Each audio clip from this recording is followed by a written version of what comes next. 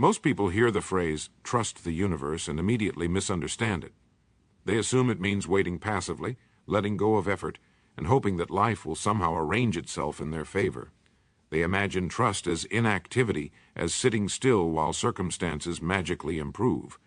This misunderstanding leads many people to disappointment, because life does not respond to wishful thinking alone. Earl Nightingale taught something very different.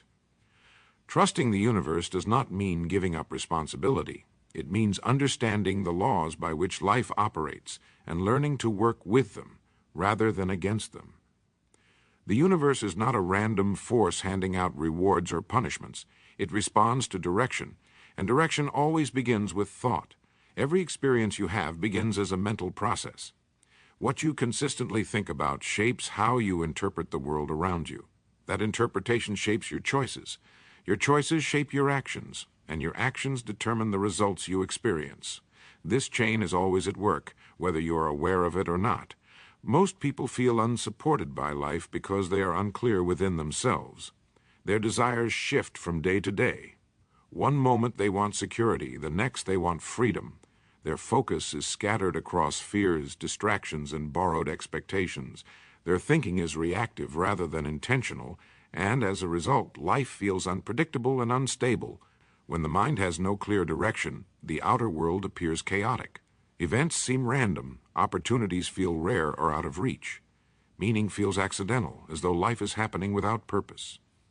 In this state, trusting the universe feels impossible because there is nothing stable to trust. But the moment a person chooses a clear direction, something subtle but powerful begins to change. When you decide what matters to you and commit to it, your thinking becomes deliberate instead of emotional. You stop being pulled in every direction by fear or impulse. You begin to act intentionally rather than react automatically. Your attention becomes focused, and focus is what organizes experience. Earl Nightingale explained that we become what we think about most of the time. When your thoughts are disciplined and consistent, your awareness sharpens. You begin noticing opportunities that were always present but previously invisible to you. You hear the right idea at the right time. You encounter people who seem strangely aligned with your direction. Resources appear when you are prepared to use them. This is not luck. It is alignment. The universe does not give you everything you want. It gives you what matches your level of clarity, responsibility, and growth. When your thinking matures, your experiences reflect that maturity. When your actions become honest and purposeful, life responds with greater coherence. Trusting the universe means trusting this process. It means trusting that disciplined thought and purposeful action will always produce meaningful results, even if the timing is not immediate. You are not being ignored by life. You are being prepared by it. Trusting the universe does not mean that life suddenly becomes easy or free from challenge. It means life becomes purposeful. It means you begin to see events not as random punishments or rewards, but as responses to your growth and direction. Often what you need does not arrive in the form you expect.